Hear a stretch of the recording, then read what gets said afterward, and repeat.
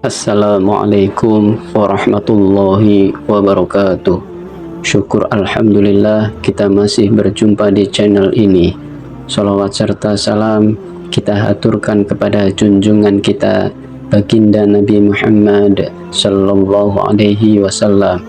Saya berharap semoga sahabat semua diberikan kesehatan, dilapangkan rezekinya, diampuni dosa-dosanya, dipanjangkan umurnya, dan diwafatkan dalam keadaan husnul khotimah. Amin ya rabbal alamin. Bayangkan, 1 detik sebelum napas terakhirmu keluar, saat tubuh terasa dingin dan suara mulai hilang, lalu malaikat datang menghampiri. Apakah kita termasuk orang yang disambut dengan lembut atau sebaliknya? Pertanyaan ini bukan untuk menakut-nakuti, tapi untuk menyadarkan bahwa suatu hari nanti, saat yang sangat pasti itu akan datang, saat nyawa dicabut dari jasad kita, dan detik itulah yang akan menentukan seperti apa nasib kita selanjutnya. Kematian bukanlah akhir dari kehidupan, tapi kematian adalah gerbang awal menuju kehidupan yang sesungguhnya, yaitu alam akhirat. Banyak orang takut mati, namun sedikit yang menyiapkan diri. Banyak yang membicarakan kematian, tapi jarang yang benar-benar merenungkannya. Padahal Rasulullah Shallallahu Alaihi Wasallam bersabda, perbanyaklah mengingat sesuatu yang memutus kenikmatan, yaitu kematian. Hadis riwayat Tirmidzi. Kematian akan datang kepada setiap manusia, tak peduli dia kaya atau miskin, tua atau muda, sehat atau sakit, dan saat nyawa dicabut, saat itulah seluruh amal perbuatan akan ditutup. Tidak ada lagi kesempatan memperbaiki, tidak ada lagi waktu untuk menyesal. Setiap manusia punya akhir, tapi akhir yang bagaimana? Disitulah letak perbedaan antara orang yang beriman dan orang yang lalai. Dalam Al-Quran, Allah Subhanahu wa Ta'ala banyak menggambarkan bagaimana proses sakaratul maut itu sangat berat. Bahkan Nabi Muhammad Shallallahu Alaihi Wasallam yang maksum dan penuh kemuliaan pun merasakan beratnya sakaratul maut. Jika begitu, bagaimana dengan kita? Maka penting bagi kita untuk memahami apa sebenarnya yang terjadi saat nyawa dicabut dari tubuh. Bagaimana prosesnya, siapa yang menjemput, apa yang dirasakan oleh manusia saat itu. Dukung terus channel ini agar semakin berkembang dan bisa menghadirkan lebih banyak konten yang bermanfaat. Caranya gampang, cukup subscribe, like, dan share video ini. Mudah-mudahan bisa menjadi amal jariah yang terus mengalir hingga akhir hayat. Amin ya rabbal alamin.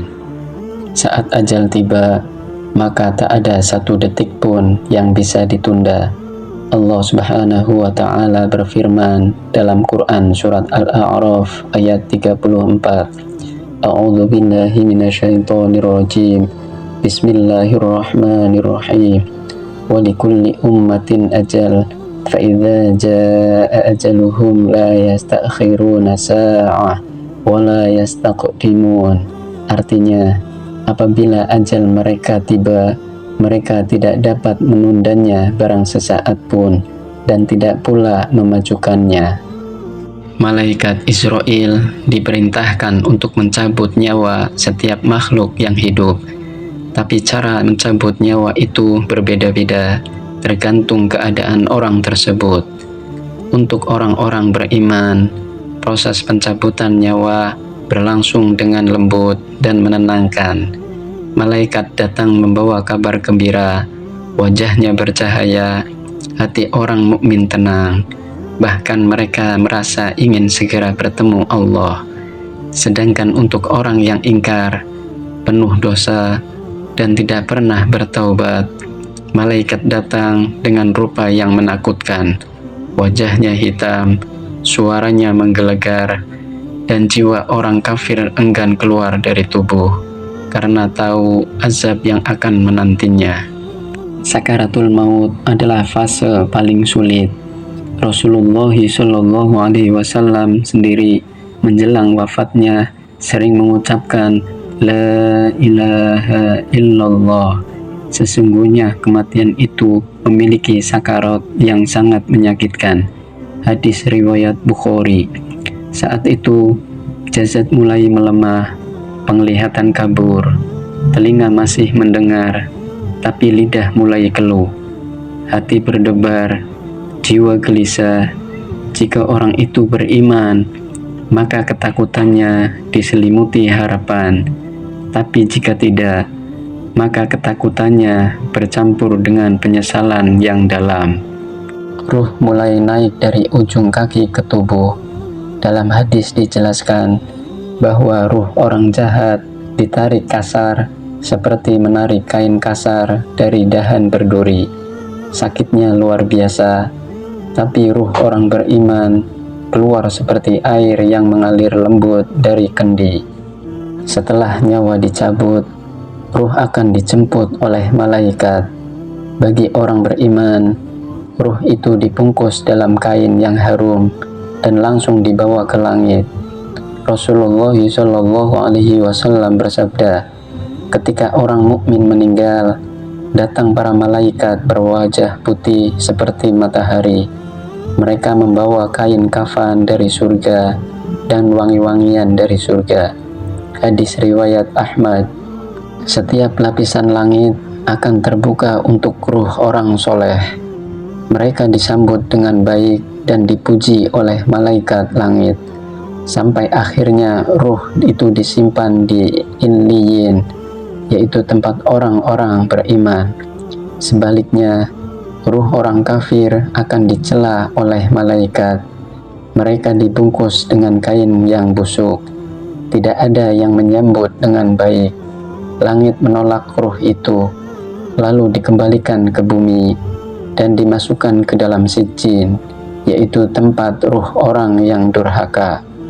Saat ruh keluar, penyesalan pun datang, tapi semua sudah terlambat.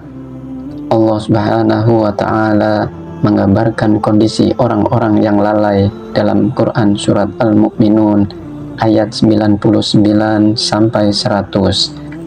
A'udzu billahi minasyaitonir rajim. Bismillahirrahmanirrahim. Hatta idza jaa ahadahumul maut qala rabbirji'un la'alli a'malu shalihan fima taraktu kalla innaha kalimatun huwa qailuha wa min waraihim barzakhun ila yaumi yub'atsun. Artinya, demikianlah keadaan orang-orang kafir itu, hingga apabila datang kematian kepada seseorang dari mereka, dia berkata, "Ya Tuhanku, kembalikanlah aku ke dunia, agar aku dapat berbuat kebajikan yang telah aku tinggalkan." Sekali-kali tidak, sungguh itu adalah dalih yang diucapkannya saja, dan di hadapan mereka ada barzakh sampai pada hari mereka dibangkitkan. Tapi tidak ada jalan kembali. Dunia sudah selesai. Yang ada hanyalah penantian panjang di alam barzakh. Orang yang selama hidupnya mengejar dunia, lupa akhirat, akan menangis dan menjerit. Tapi ceritanya tidak terdengar. Ia hanya bisa berharap, namun semuanya sudah tak berarti. Yang paling menakutkan saat nyawa dicabut adalah keadaan akhir hidup kita. Apakah husnul khotimah atau su'ul khotimah? Orang yang selama hidupnya selalu menjaga sholat, jujur, beramal baik, berzikir, membaca Al-Quran, bersedekah, memuliakan orang tua, dan bertobat dari dosa, akan mendapatkan kemuliaan saat ruhnya dijemput. Rasulullah Shallallahu Alaihi Wasallam bersabda, barang siapa yang akhir ucapannya adalah la ilaha illallah, maka ia akan masuk surga. Hadis riwayat Abu Dawud. Tapi orang yang lalai, bahkan mati dalam kondisi maksiat, maka malaikat akan mencabut nyawanya dalam keadaan terhina.